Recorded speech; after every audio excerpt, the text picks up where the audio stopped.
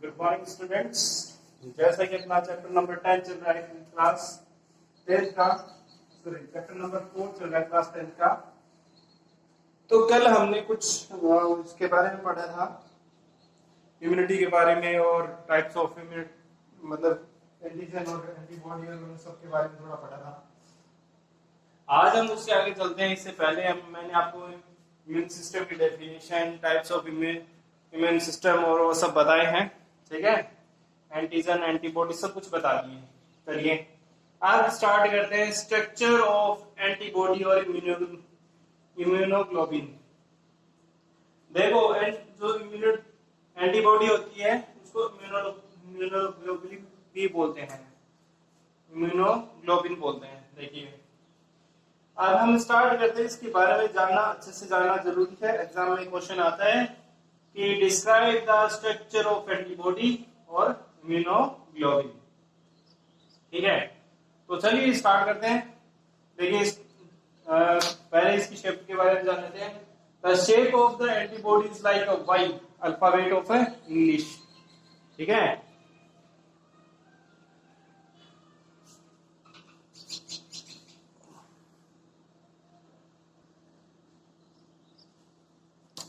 तो आपको बताया कि इसकी जो शेप होती है वो वाई अल्फाबेट, इंग्लिश के वाई अल्फाबेट जैसी होती है। Each antibodies consist of 4 polypeptide, मतलब एंटीबॉडी के अंदर 4 पार्ट होते हैं, एक तरह से अपन ये कह सकते हैं, ठीक है। और वो किससे बने होते हैं? पॉलीपेप्टाइड से, ठीक है। तो उसमें पॉलीपेप्टाइड में क्या है कि जो 4 पार्ट है, ठीक है, 4 पॉलीपेप्टाइड है, उसमें 2 हैवी लार्ज चेन होती हैं, यानी जिसे H से डिनोट करते हैं, ठीक है, हैवी को H से, और 2 लाइट एंड स्मॉल चेन होती हैं, ठीक है, जिसे L से डिनोट करते हैं। Join to form a Y shape molecules. देखो जैसे कुछ 4 हैं तो चारों ज्वाइन होंगी, तो क्या है, इसने ये साफ कर दिया है कि हमारे पास 2 तो हैवी और लार्ज चेन होंगी और 2 लाइट एंड स्मॉल चेन होंगी, और ज्वाइन होने के बाद वो कैसा शेप बनाएंगी? वाई मॉलिक्यूल, वाई शेप बनाएंगी मॉलिक्यूल। 1 लाइट चेन और 1 heavy chain together form HL dimer. देखो HL, देखिए इसमें यहाँ मर का पता आपको पता है कि यूनिट होती है, और डाई मतलब 2, तो डाइमर मतलब है 2 यूनिट। तो H 1 यूनिट हो गई और L 1 यूनिट हो गई, 2 यूनिट हो गई, इसलिए इसको HL डाइमर बोला गया है, ठीक है। 2 dimers together forms a antibody. अब देखो अगर मैंने बात की, यहां देखिए साफ साफ बताया है कि 2 हैवी एंड लार्ज चेन और 2 लाइट एंड स्मॉल चेन। तो एक जो डायमंड है वो HL से कंटेन करेगा, तो 2 डायमंड कितने हो जाएंगे? 4, मतलब 4, ये 2 लार्ज और हैवी और 2 light and small chain, total 4 diamond हो जाते हैं, ठीक है।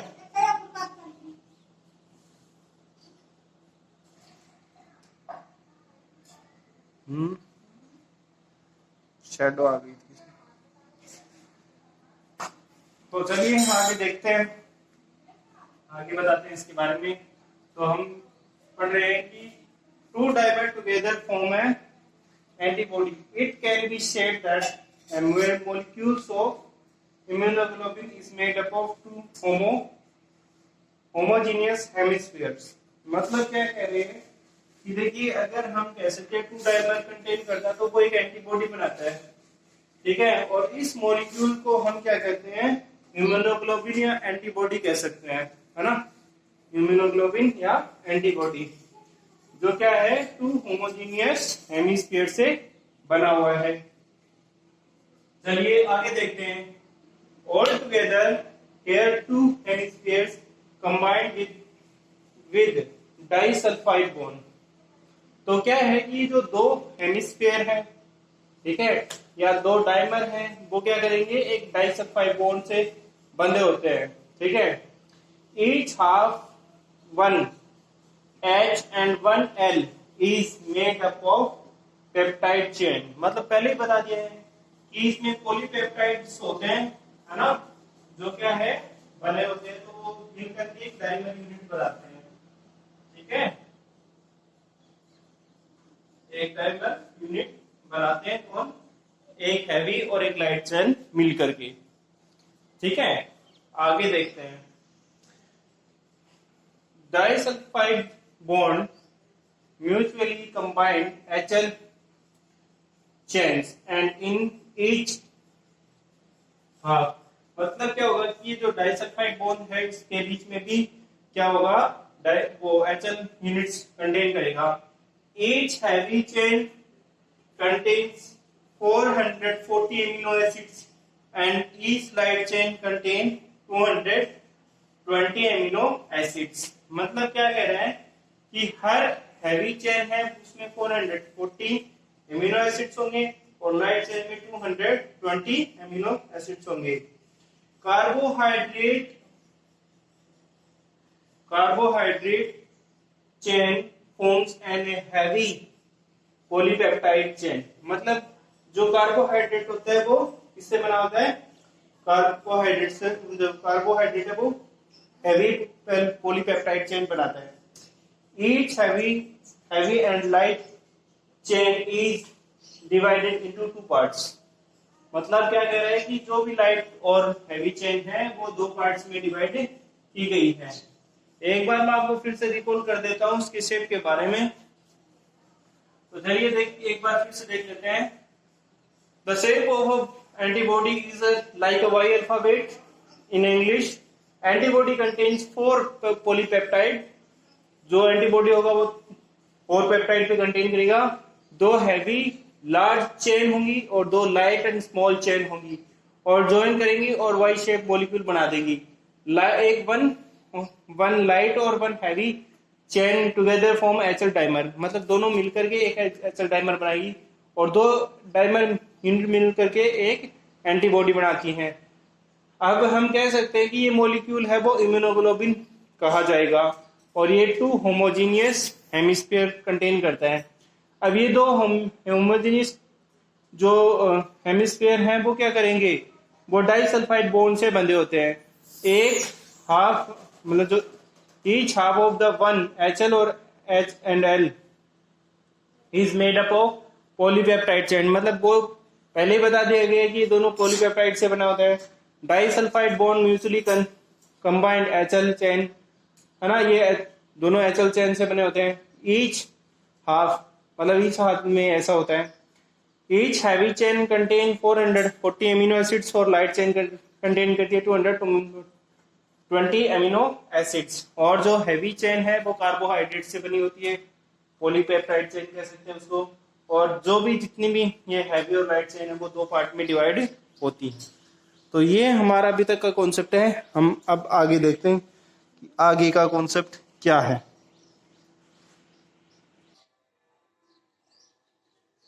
चलिए आगे स्टार्ट करते हैं, देखते हैं आगे क्या है। जैसे कि मैंने बताया था कि हैवी चेन और लाइट चेन को 2 रीजन में डिवाइड करते हैं। एक तो वेरिएबल चेन रीजन और एक है कांस्टेंट रीजन।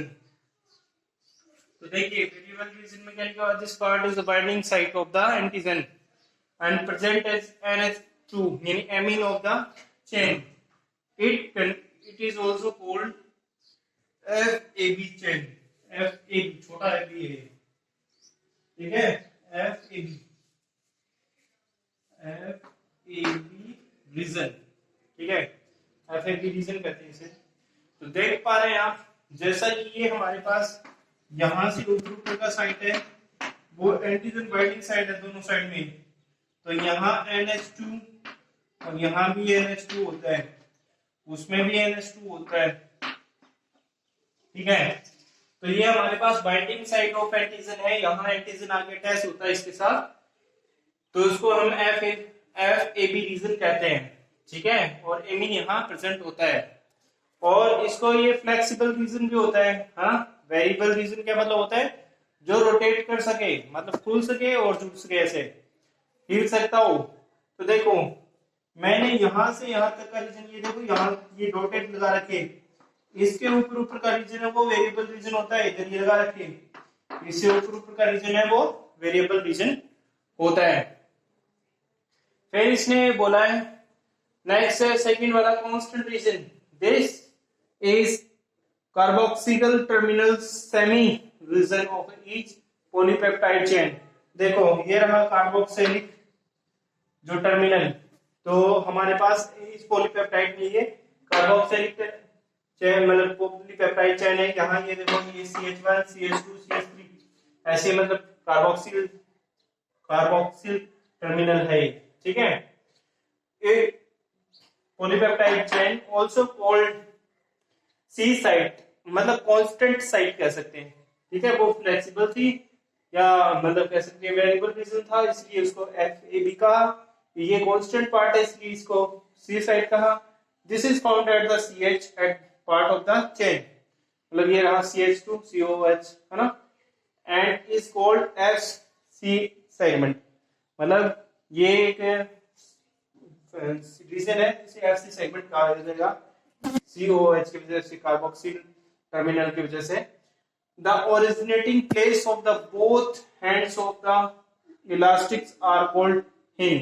ये देखो ये जो ऊपर वाले हैं दोनों, ये वाला यहाँ से यहाँ तक का और ये यहाँ से यहाँ तक का, ये जो रीजन होता है यहाँ का इसको हिंज कहा जाता है, ठीक है। इस रीजन को ये जहां से ये दोनों ज्वाइन हो रहे हैं इसको हम हिंज रीजन कह सकते हैं, ठीक है।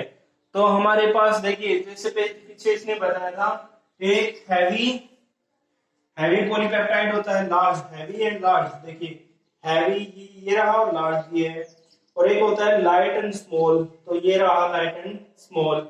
ऐसे ही heavy and large, light and small, ठीक है। दोनों पॉलीपेप्टाइड से बने होते हैं, तो ये कार्बन इसके साथ प्रेजेंट है यानी कार्बोहाइड्रेट, उसकी वजह से पता चल रहा है। इनके बीच में डाइसल्फाइड बॉन्ड होता है, तो देखो SS बॉन्ड रहा बीच में, यहाँ SS बॉन्ड रहा, यहाँ SS बॉन्ड रहा, ठीक है। और ये VL मतलब लाइट एंड स्मॉल चेन, और VH रहा है यहाँ, तो ये रहा light heavy and large chain, और एंटीजन साइट बता दी है। तो ये हमारे पास जो चीजें आपको बता रहा हूं ये सारी, ये स्ट्रक्चर ऑफ एंटीजन है। इसको लिख सकते हैं structure of antigen, sorry antibody, structure of antibody है जो मैंने आपको एक्सप्लेन कर दिया है। तो आप समझ पा रहे हैं कि आज का हमारा ये जो टॉपिक है वो ये है कि स्ट्रक्चर ऑफ एंटीबॉडी, और ये सब मैंने आपको बता दिया है ताकि आप अच्छे से समझ के इसको आगे करेंगे, ठीक है।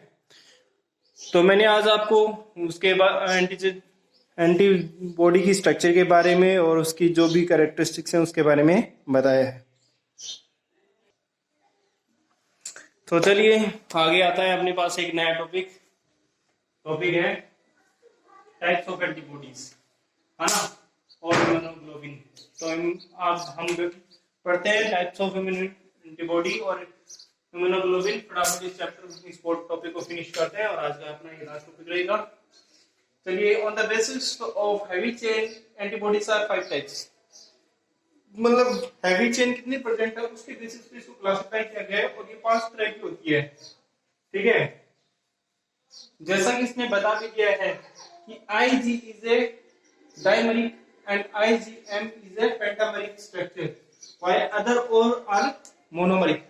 मतलब अगर हम बात करेंगे IgA में तो उसमें 2 हैवी और 2 लाइट चेन होंगी। पेंटा जो IgM है उसमें 2 वही 5 होंगी, और बाकी सब में 1 होगा, ठीक है। तो ये हमारे पास हमने इसमें बता दी खास बातें। चलिए अब एक 1 बाय 1 इंडिविजुअल को डिस्कस कर लेते हैं, इनके यूज भी देख लेते हैं। सबसे पहला आता है IgG। It is the most embedded class of the immunoglobulin in the body. Each molecule of which contains 2 light and 2 heavy chain linked by the 25-25 sulfide bonds is normally। मतलब क्या है कि ये सबसे ज्यादा मोस्ट इम्पोर्टेंट है, मतलब बहुत ही ज्यादा यूजफुल है IgG, ठीक है। और इसमें जो लिंकेज है हैवी एंड लाइट चेन के बीच में वो 25 डाइसल्फाइड और 25 डाइसल्फाइड बॉन्ड बीच में पाए जाते हैं, ठीक है। अब बोलता है कि normally transported across the placenta. Placenta मतलब ये ट्रांसपोर्ट होती है प्लासेंटा के through across to provide the passive immunity of the body. मतलब पैसिव इम्यूनिटी प्रोवाइड करती है फोटस को या न्यूबॉर्न बेबीज को, ठीक है। तो IgG है वो हम कह सकते हैं कि इसको इम्यूनिटी प्रोवाइड करती है, तो हम ये कहेंगे कि फोटस को और न्यूबॉर्न बेबीज को। फिर आता है हमारे पास IgM, it is the largest and main antibody of the primary antibody response, ठीक है। देखो ये सबसे लार्जेस्ट और मेन एंटीबॉडी का पार्ट है, प्राइमरी है एक तरह से, ठीक है। It form the beta lymphocytes, मतलब ये बीटा लिम्फोसाइट्स बनाने के लिए रिस्पॉन्सिबल है, and it contains the 10% of disulphide bond. Immunoglobulin है उसमें डाइसल्फाइड 10% कंटेन करती है, ये ह्यूमन के सीरम में पाया जाता है, सीरम में पाया जाता है, मतलब सीरम ये बोन का इसका पार्ट होता है, तो सीरम में ये 10% है वो पाया जाता है। अगर बात करते हैं लास्ट, तो हमारे पास होता है IgA। IgA is a major immunoglobin, ठीक है। इन कोलेस्ट्रम, ठीक है, in colostrum is that first milk secreted by the nursing mother, मतलब नर्स, ये जो है मतलब जो IgA है वो मदर के फर्स्ट मिल्क में मिलती है, ठीक है। It protects the respiratory organs and the ये जो भी है एलिमेंट्री कैनल्स, ठीक है, ये रेस्पिरेटरी ऑर्गन्स और एलिमेंट्री कैनल्स को प्रोटेक्ट करती है फ्रॉम द इनहेल्ड और इंजेस्ट पैथोजेंस। मतलब क्या कहती है कि अगर हम जो रेस्पिरेटरी ऑर्गन्स होते हैं उनको अगर हम कहते हैं कि भाई उसके अंदर से कोई पैथोजन चला गया या खाते हुए किसी पैथोजन चला गया बॉडी में, तो उसको प्रोटेक्ट करने का काम कौन करता है? IgA। तो ये अभी तक 3 इम्यूनिटी के टाइप मैंने आपको बताए हैं, इसमें इनके वर्क बता दिए, इसकी इम्पोर्टेंस बता दी है, ठीक है। अब 2 और बचे हैं, वो जल्दी से डिस्कस कर लेते हैं।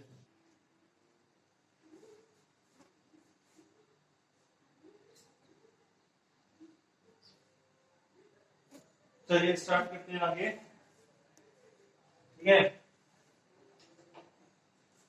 आगे स्टार्ट करते हैं, हम देखते हैं आगे हमारे पास 2 टाइप्स ऑफ इम्यूनिटी के बच्चे हैं, 3 मैंने बता दिए हैं। देखिए जल्दी से देख लेते हैं इनको भी। IgE is immunoglobulin primarily acts as on basophils and most cell and mast cell। basophils और mast cell होती है जो स्टमक के अंदर होती है, participate in the mediator to allergic response। मतलब क्या है, सीधी सी बात ये कर सकते हैं कि ये जो बेसोफिल्स होते हैं, मस्ट सेल होती है, उनके ऊपर उनके अंदर पार्टिसिपेट करती हैं और एलर्जिक जो रिस्पॉन्स होते हैं उनके लिए एक्ट करते हैं, ठीक है। ये हमारे पास बेसिकली एलर्जिक एंटीबॉडी है IgE। बाद में लास्ट करना आती है IDE। It is present on the surface of beta lymphocytes. ये बीटा लिम्फोसाइट्स के ऊपर प्रेजेंट होती है, सरफेस पे प्रेजेंट होती है, which are the destinated to differentiate into the beta cells to secrete antibodies into antibody produce the plasma cells। मतलब ये क्या करता है कि मतलब जो IgD है ये क्या होता है, बीटा लिम्फोसाइट के ऊपर प्रेजेंट होती है, तो ये डिफरेंशिएट करती है किस बेसिस पे, किस को, बीटा सेल्स को और उन मतलब प्लाज्मा सेल्स में डिफरेंशिएट करती है। IgD activates the beta cells to secrete antibodies। और ये बेसिकली अगर इसका मेन फंक्शन कर सकते हैं तो IgD है वो एक्टिवेट करती है बीटा सेल्स को और सिक्रेट करती है एंटीबॉडी। तो बेसिकली आज हमने पढ़ा स्ट्रक्चर ऑफ एंटीबॉडी और टाइप्स ऑफ एंटीबॉडी। तो आज का अपना ये कॉन्सेप्ट है वो यही खत्म होता है, कल हम कंटिन्यू करेंगे। चलिए, okay bye, have a nice day everyone, enjoy the holidays.